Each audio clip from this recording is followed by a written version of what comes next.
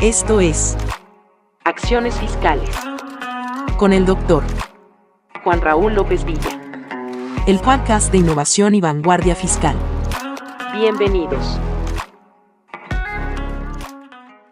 ¿Qué tal? ¿Cómo están? El día de hoy vamos a hablar de un tema que se ha pasado por alto en muchas ocasiones y que particularmente trasciende en cada una de las reformas que ha tenido nuestro país en materia fiscal, concretamente en las leyes fiscales y Código Fiscal de la Federación, y que refieren como una consecuencia directa de las reformas y de la propuesta que llevó a cabo la Organización de Cooperación y Desarrollo Económico en 2012 y que se le conocen coloquialmente como las 15 acciones BEPS.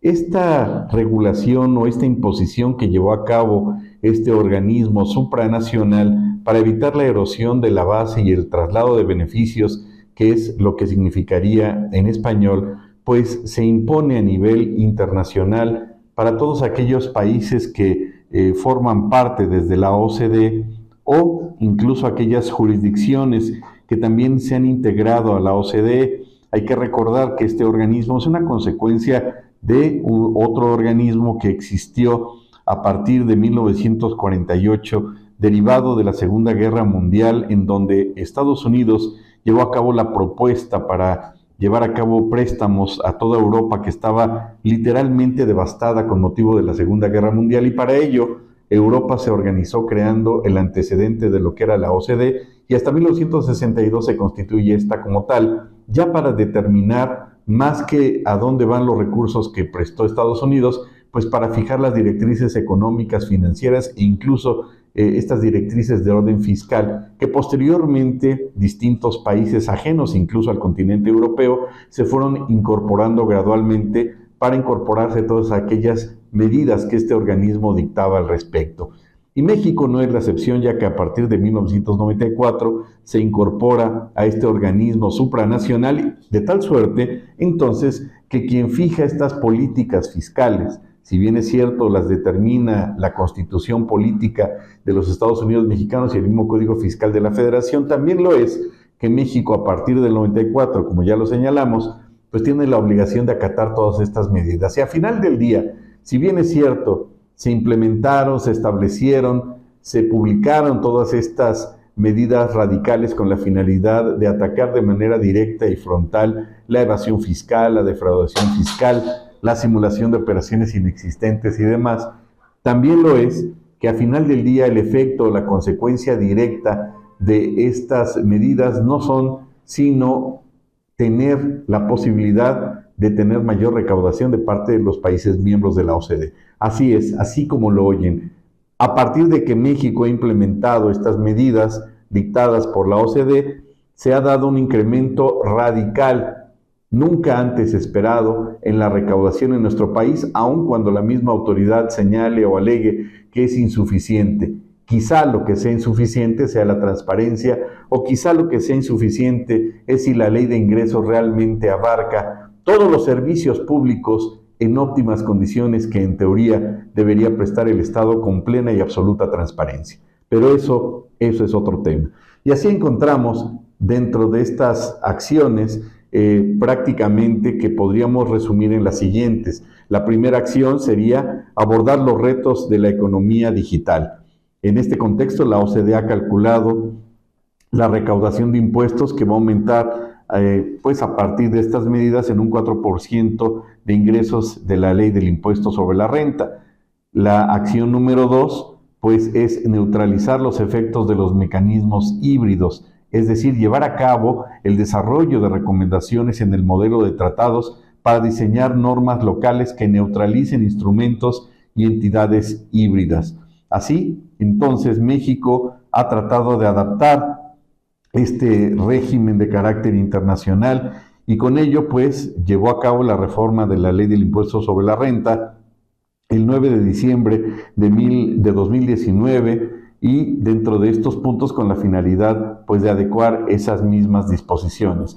De igual forma, las acciones BEPS en el punto número 3 o la acción tercera es reforzar el aspecto de la normatividad fiscal, de lo que se le conoce como el control Foreign Company, es decir, identificar y homologar el tratamiento fiscal sobre las corporaciones extranjeras controladas, que se les conoce por sus siglas en inglés como CFC.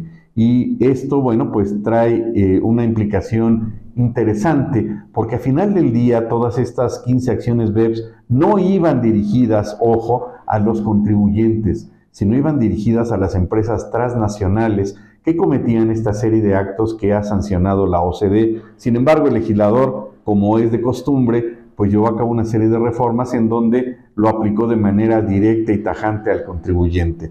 La cuarta acción es deducciones por intereses y otros pagos financieros, es decir, el objetivo de esta acción es definir mejores prácticas con la finalidad de prevenir la erosión de la base por gastos de intereses y otros pagos de carácter financiero. La acción número 5 consiste en combatir las prácticas fiscales perjudiciales, considerando la transparencia y la sustancia económica.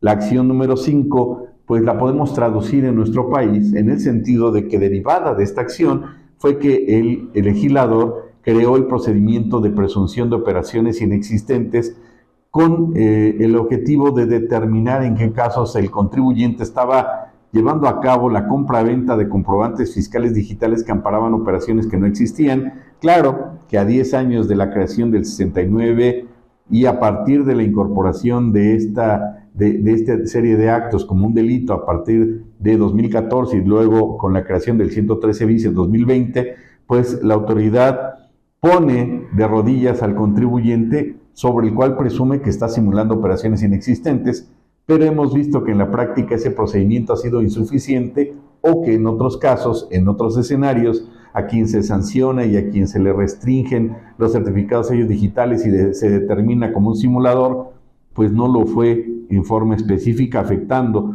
sus derechos humanos y sus derechos fundamentales. También la acción sexta es impedir la utilización abusiva de tratados.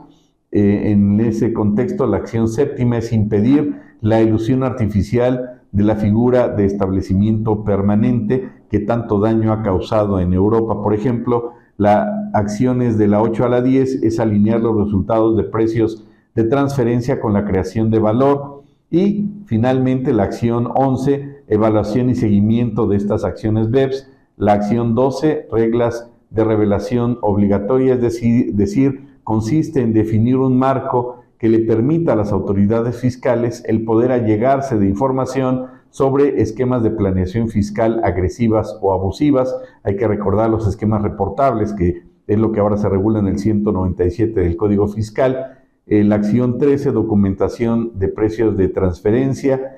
La acción número 14, mecanismos de resolución de controversias para mejorar estos mecanismos. Y finalmente la acción 15, desarrollar un instrumento multilateral que modifique los convenios fiscales bilaterales.